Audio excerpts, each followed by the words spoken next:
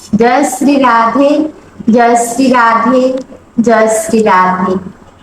আমি ইতিপূর্বে কালীয় দমন উপাখ্যানটি পাঠ করেছিলাম দুটি পর্বে।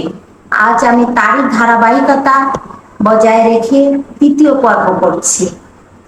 আশা করি আপনাদের ভালো লাগবে, আমার সাথে থাকুন। বৃন্দাবনের সমস্ত অধিবাসীরা শ্রীকৃষ্ণকে দেখতে ছুটে এলেন। কেন ছুটে এলেন? শ্রীকৃষ্ণের যে কালীয় নাগ বেষ্টন করে রাখছিল তাই দেখার জন্য তারা আকুল প্রাণে ছুটে আসছিল। কারা ছুটে আসছিল? শিশু, যুবক, বৃদ্ধ, বৃদ্ধা, পশু ও অন্যান্য সমস্ত জীবই এভাবে ছুটে আসছিল। তখন ব্রজবাসীর সমস্ত জীব আকুল হয়ে উঠেছিল, কারণ তারা কৃষ্ণকে অনেক বেশি ভালোবাসতো। কৃষ্ণকে ছাড়া তারা অন্য কিছু চিন্তাই করতো না, তাই তারা ফিরে আসছিল। ওদিকে কি হয়েছিল জানেন? বলদেব একটু মৃদু হাসতেছিল, কারণ তার হাসি পাচ্ছিল এই কারণেই যে শ্রীকৃষ্ণ স্বয়ং ভগবান সে সমস্ত পরিস্থিতিকেই মানে সমস্যা হলে সমাধান করতে পারবে, পরিস্থিতিকে মানিয়ে নিতে পারবে, এজন্যই। কিন্তু তিনি জানতেন যে তার ছোট ভাই কৃষ্ণ কত বলবান। কে জানতেন? বলদেব। সাধারণ সর্পের সঙ্গে কৃষ্ণ যুদ্ধ করছে বলে উৎকণ্ঠিত হওয়ার কিছুই ছিল না। সমস্ত ব্রজবাসীরা কি করলো জানেন? কৃষ্ণের শঙ্খ, চক্র, গদা, পদ্ম চিহ্নযুক্ত পদচিহ্ন অনুসরণ করতে করতে যমুনার তীরে এসে উপস্থিত হলো। তখন যমুনার জলে কালীয় সর্পের বেষ্টনে কৃষ্ণ অসহায় অবস্থায় আবদ্ধ হয়ে আছেন এবং তার এই অবস্থা দেখে সমস্ত বালকেরা গভীরভাবে কান্নাকাটি শুরু করলো। তখন তারা শোকে আরো মুহ্যমান হয়ে পড়ল। তাদের এইভাবে শোক করতে দেখে বলরাম কি মৃদু মৃদু হাসছিলেন। কেন? তিনি জানতেন কৃষ্ণ স্বয়ং ভগবান, তাকে কালীয় নাগ কেন কেউ কিছু করতে পারবে না। বৃন্দাবনের অধিবাসীরা যদিও জানতেন না যে শ্রীকৃষ্ণ হচ্ছেন পরমেশ্বর ভগবান। এখন বলি কৃষ্ণের মা যশোদার সেই আকুলতার কথা। কৃষ্ণকে কাছে না পেয়ে যমুনার তীরে যে যমুনাতে ঝাঁপ দিতে চাইলেন।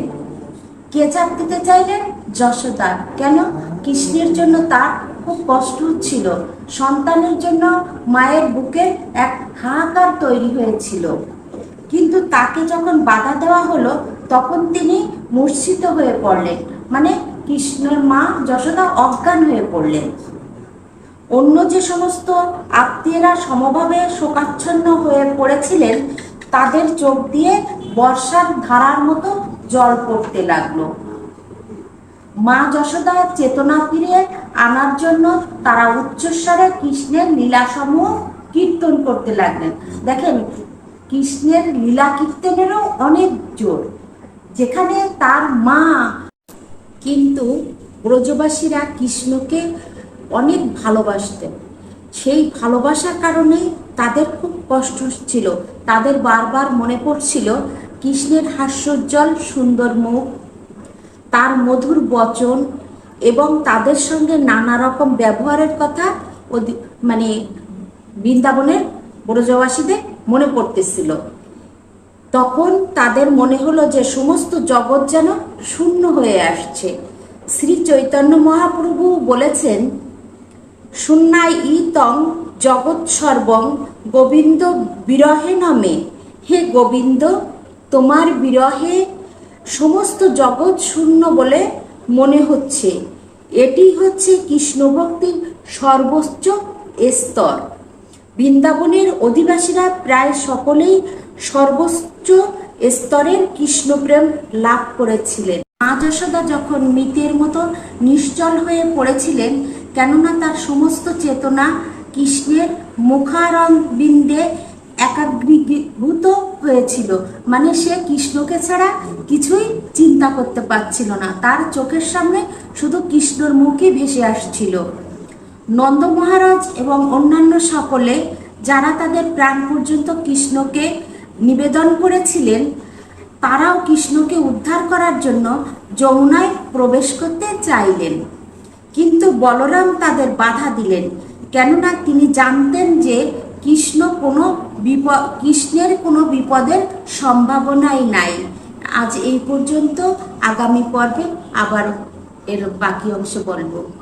রাধে রাধে।